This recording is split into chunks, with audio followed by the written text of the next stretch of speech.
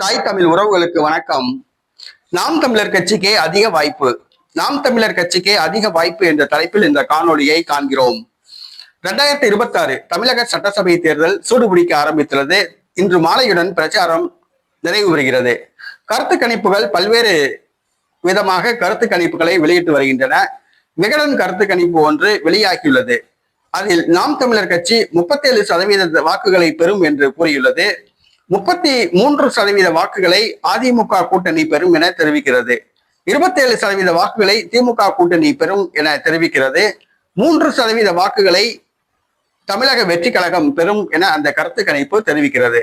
37% வாக்குகளை நாம் தமிழர் கட்சி பெறும் என அந்த கருத்து கணிப்பு தெரிவிக்கிறது.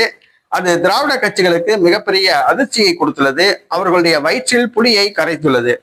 கடந்த சட்டசபை தேர்தலில் 6% வாக்குகளையும், பாராளுமன்ற தேர்தலில் 8.1% வாக்குகளையும் பெற்ற நாம் தமிழர் கட்சி இந்த முறை 37% வாக்குகளை பெறும் என அந்த கருத்து கணிப்பு தெரிவிக்கிறது.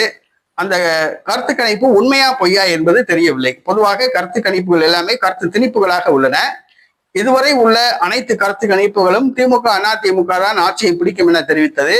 தற்பொழுது விகடன் கருத்து கணிப்பு 37% வாக்குகளை பெற்று நாம் தமிழர் கட்சி முதலிடத்தை பெறும் என அந்த கருத்து கணிப்பில் தெரிவிக்கப்பட்டுள்ளது.